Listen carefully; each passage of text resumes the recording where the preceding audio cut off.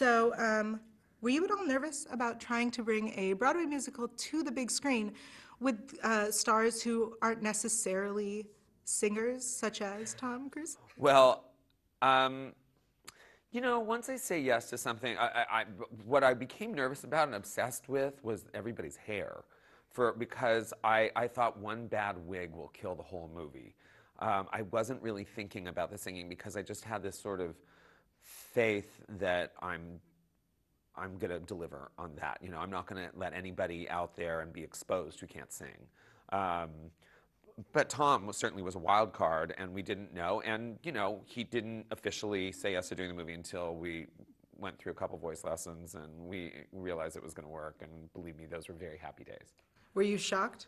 I was shocked at how good it is. Right. I was legitimately shocked at how good it is. It's like when he went into the studio and recorded Paradise City, I couldn't believe what was happening in front of me. I mean, he has this giant voice with like 4-octave range, and I think he was surprised too. By the way,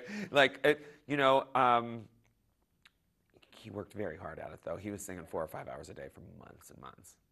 Yeah, I was shocked. yeah. And that's all him. That's... That is every note. It's crazy. Speaking of big hair after Hairspray and this movie, Yeah. is big hair like your thing? Were you an 80s It glam seems rocker? no, I mean, the first one is 1962. This is 1987. I was like, how do I keep ending up with movies that are full of big hair? I happen not to have big hair, nor do I necessarily like big hair. Did you ever have big hair? I had huge hair. I had very big Jufro. Oh, yeah? Oh, yeah, giant Jufro. Crazy, crazy, crazy 80s Jufro. And then I had some sort of a sad hybrid between a Jufro and a flock of seagulls mullet thing, where it was like, or I used to call it the Ellie Mae, where it was like all curly up here and then shaved really tight here and then really curly back here. It was really bad. That sounds like a Jufro mullet. It type. is. Oh, It was. It was bad. When I had that, my father came home and went insane, and he was like, "What have you done to your head?" And because I had a friend do it. I had a friend cut my hair after school one day. Oh God. You have pictures to prove it, right? Yeah. Excellent. Yeah. So you're so great at taking Broadway musicals and bringing them to the big screen. What's your like dream musical to bring to the big screen?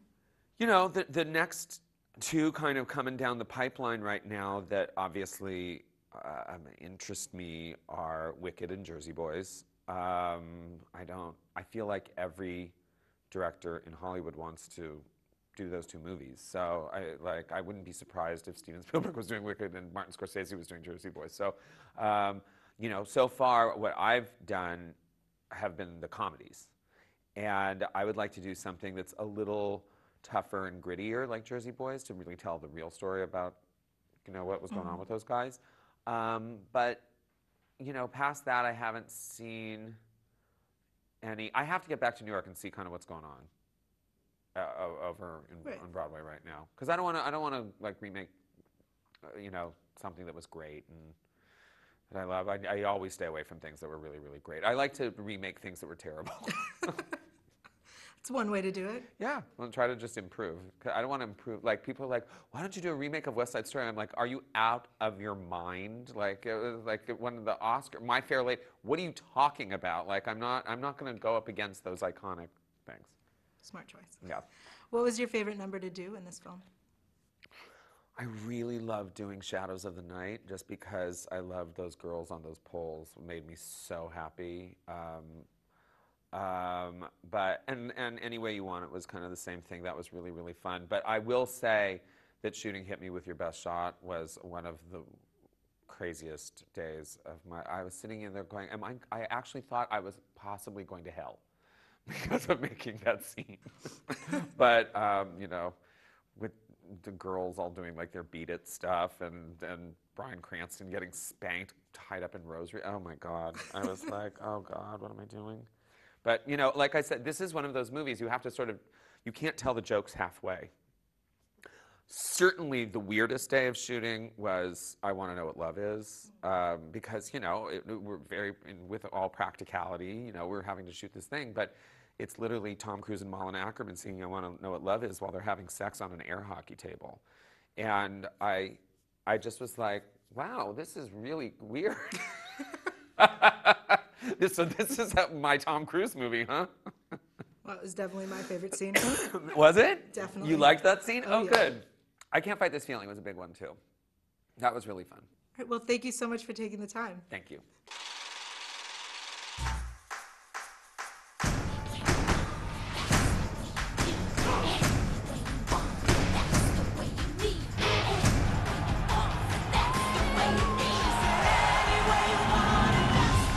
Tonight, the Bourbon Room, Stacy Jacks.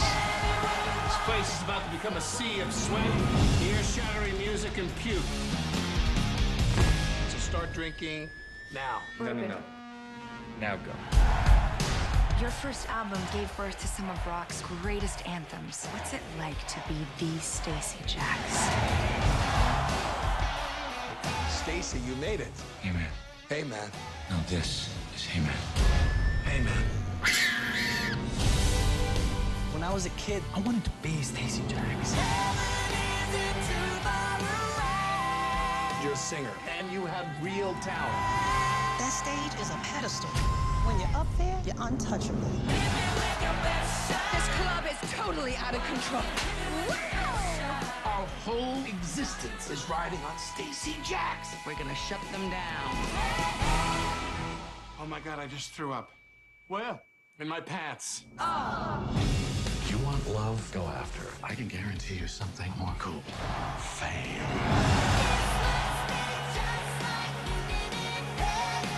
If you want to get respect, you got to take that stage.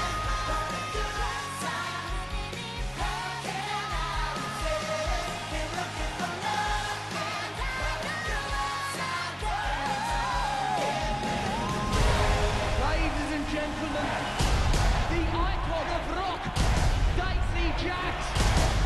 I'm gonna light this place on fire.